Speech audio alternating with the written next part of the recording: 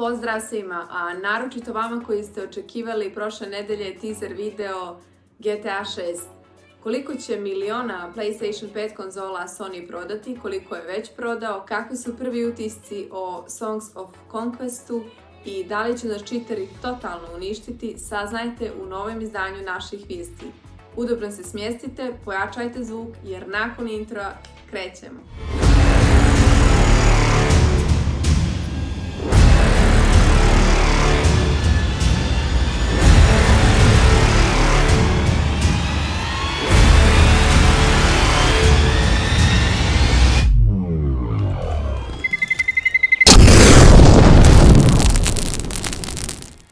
Sony je utorak prošle sedmice objavila da im je cilj da prodaju 18 miliona PlayStation 5 konzola, odnosno udvostruče profit u četvrtom kvartalu, a tome je doprinijela vrhunska prodaja igara na konzolama.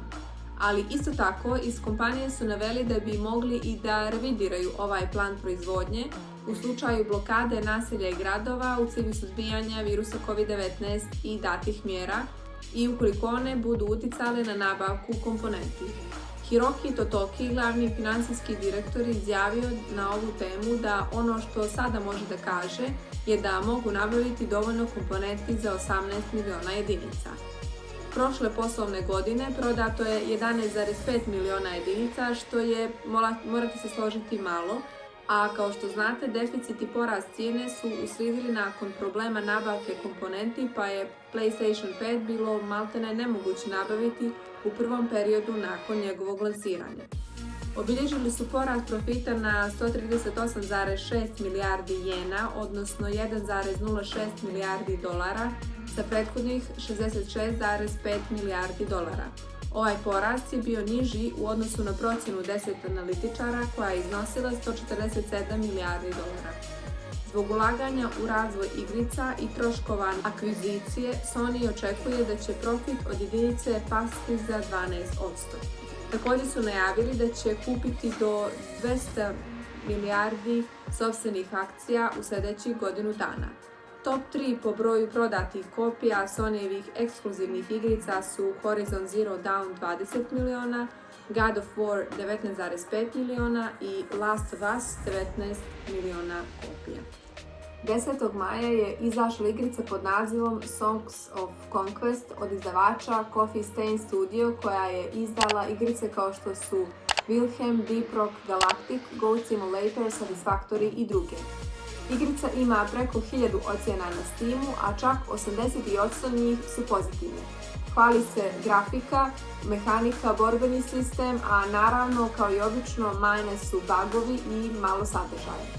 Igrica je inspirisana klasikom 90-ih u žanru turn-based igrica, strategije korak po korak, a igraćete za mađioničare koji su vrlo moćni, a zovu se Wildress.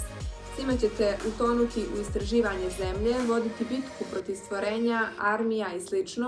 Koji će vam se naravno suprotstaviti. Tražit ćete moćne artefakte, praviti svoju imperiju, a udubite se u borbeni sistem koji je dobro osmišljen. Igrajte sami ili zajedno sa drugovima. U igrici postoje 4 frakcije, a to su Arleon, stari vitezovi, Rana, drevna plemena, Lot, nekromatni i Barja, hrabri plaćenici.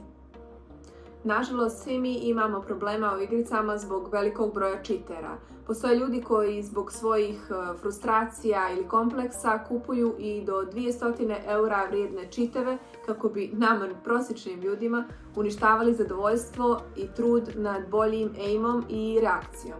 Svi ste ih sretali i realno ni sa reportom se ne može puno učiniti. Ali ovo što vidite sada na ekranu je tek potencijalno uništavanje pucačina. Naime, jedan student, Kamal Carter, je napravio robota koji upravlja mišom, kao što vidite. Prvi rezultati su dosta dobri, eventualno neki baš dobri profesionalni igrači bi mogli imati bržu reakciju.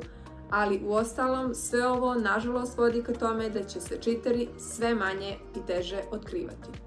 DICE, proizvođač Battlefield 2042, će preispitati cjelokupni razvojni proces iz temelja, kaže izvršni direktor Electronic Artsa.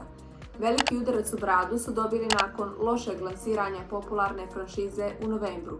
Također dali su mnoga obećanja koja ni nakon pola godine nisu ispitana i ispunjena. Ipak okreću se ka korištenju modela Vince Zampella Get to the fun as quick as possible, gdje će igračima smanjiti vrijeme dolaska, smanjiti nebitne dijelove koji su dosadni i svesti na to da igrač bude u zoni zabave, odnosno u igri u glavnim dešavanjima tokom meča što je više moguće. Electronic Arts je u decembru dodijelila dužnost Zampelli da preispita i nadgleda Battlefield franšizu. Na Metacritici, poznatom sajtu za ocjene i mišljenja o igricama i drugom, ocjene sa konzola su bile najniže ikada u istoriji franšize, a na kompjuteru su imali drugu najgoru ocjenu, dok je prva najgora bila Battlefield Hardline iz 2015. godine. Wilson je također izjavio i da pored odrađenog posla ima još mnogo toga da se uradi. Tek kada dostignu prethodni nivo će ići investirati dalje. Prva sezona odložena je i očekuje se tokom ljeta, ali sve to dosta sporo se radi i sigurno je da neće doći do reinkarnacije ovog dijela tako brzo. Ne znam kako je njima palo na pamet da ne stave in-game voice chat i scoreboard na prvobitnom izlasku, već tek nakon mnogo kritika vrate in-game voice tek sredinom aprila, a scoreboard tek u martu. Čekamo prvu sezonu da vidimo do kojih promjena će doći u realnosti. Jason Schreier računa da će novi dio biti dostupan tek 2024. ili 2025. dok zvanično za sada je plan kraj 2023. Također, postoji velika vjerojatnoća da će Electronic Arts najaviti pravljanje remake popularne Dragon Age. Yuga Labs, ćerka kompanije Bored Ape Yacht Club, je objavila teaser njihovog budućeg tvorenja Metaversa. Trenutno izgleda, blago rečeno, čudnovato, ali The Guardian javlja da je za ovaj projekat izdvojeno čak 1 milijarda i 200 miliona dolara, što je 5 puta više od ulaganja u GTA 5. S obzirom na kapacitet Warzona, Battlefielda i Fortnite-a, gdje igraju 100 do 150 ljudi na jednoj mapi i gdje doživljavamo bugove i mnoge probleme, šta očekivati od ove studije koja planira da na jednoj mapi bude do 10.000 igrača. Ne znam vama, ali meni ovo izgleda u jednu ruku ambiciozno, a u drugu možda čak i neostvarljivo, makar u skoroj budućnosti. Da li je Metaverse naša budućnost? Šta vi mislite o ovome? Pišite u komentarima. Ima li ovdje nekoga ko se sjeća Far Cry'a 2, GTA 4, Dead Space'a ili Fallouta 3? Ako ima, dajte nam do znanja lajkom ili komentarom, nama će puno značiti, a i složit ćete se, bila je to predivna 2008. godina sa mnogo dobrih naslova. Uz to, imam još nešto za vas, mislim da je vrlo zanimljivo.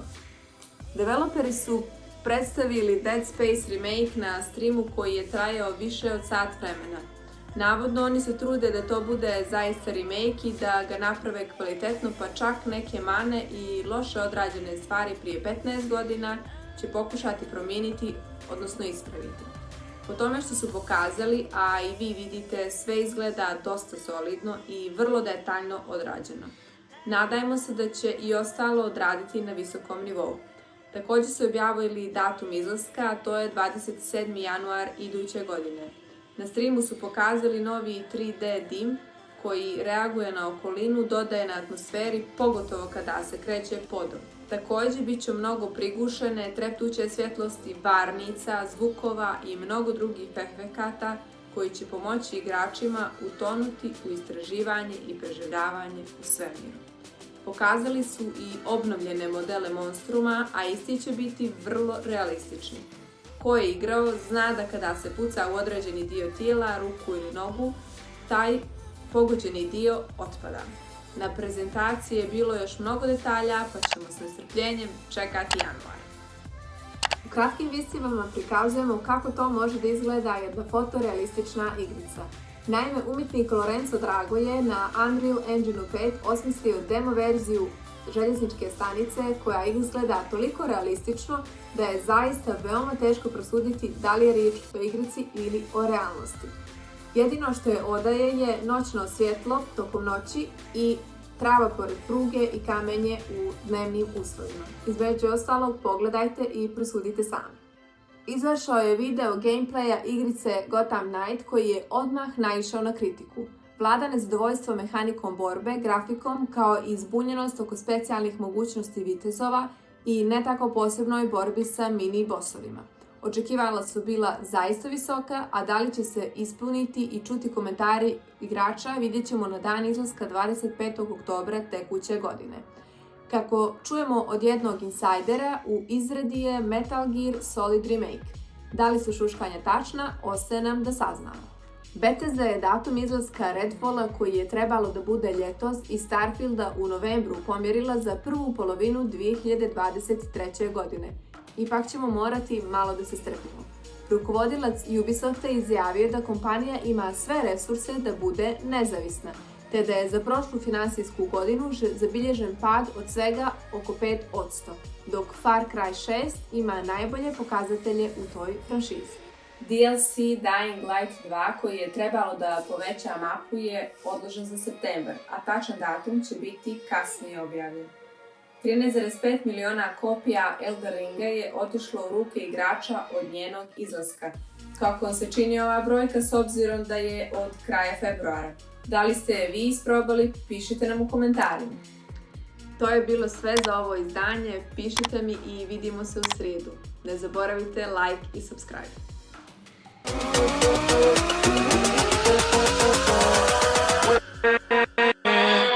With